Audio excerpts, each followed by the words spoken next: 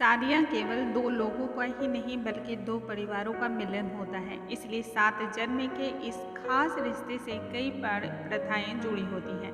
शादी में घर के सभी सदस्य शामिल होते हैं, लेकिन क्या आपने कभी इस बात पर ध्यान दिया है कि बेटे की शादी में माँ शामिल नहीं होती है। अर्थात माँ अपने बेटे के फेरे नहीं देखती है।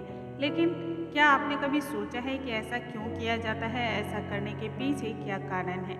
क्यों एक माँ ही अपने बेटे की शादी में नहीं जाती है? एक माँ के लिए अपने बेटे की शादी बेहद ही खास होती है, लेकिन फिर भी वो इस खास दिन का हिस्सा नहीं बन पाती है। आज मैं आपके इन्हीं सवाल के जवाब लेकर आई हूँ। हेलो दोस्तों, द डिवाइन सोल में आप सभी का बहुत बहुत स्वागत करती हूँ। यदि आप चैनल पे पहली बार आए हों तो चैनल को लाइक, शेयर और सब्सक्राइब करना बिल्कुल ना भूलें।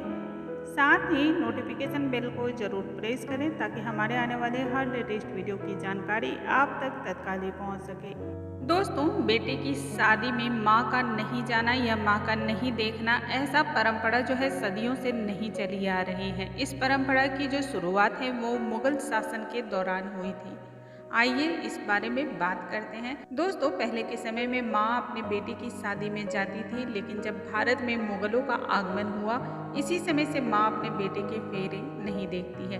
मुगल शासन के दौरान जब महिलाएं बारात में जाती थी तो पीछे से कई बार डकैती या चोरी हो जाती थी, जिसके बाद से घर की रखवाली के लिए महिलाओं ने घर पर रहना शुरू कर दिया।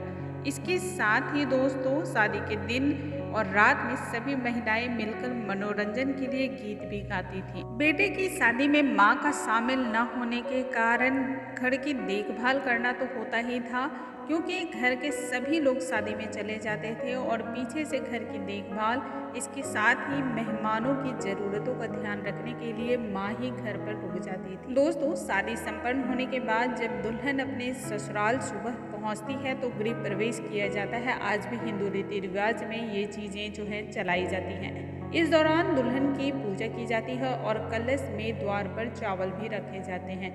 इस कलश को दुल्हन जो है सीधे पैर से गिराती हैं और उसके बाद दुल्हनों के हाथ पर हल्दी या फिर महावर लगाया जाता है, जिसके बाद दीवार पर हाथ के छापे लगाए जाते हैं। इस रस्म को गृह प्रवेश कहा जाता है और इसकी तैयारी करने के लिए भी माँ को ही रुकना पड़ता था।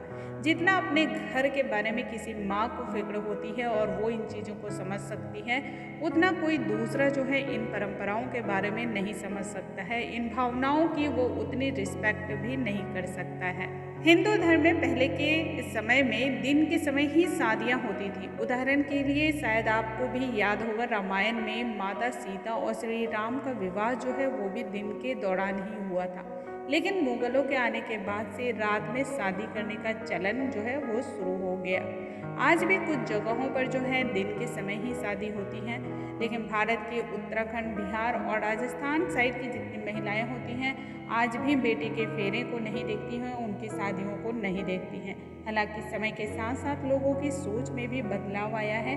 आजकल माँ अपने बेटे की शादी में शरीक भी होती है और जमकर जो है इसका लुत्फ भी उठाती है। दोस्तों, मुझे उम्मीद है आज की ये जानकारी आप सभी को बहुत ही पसंद आई होंगी और आप सभी के बहुत ही काम आने वाली है।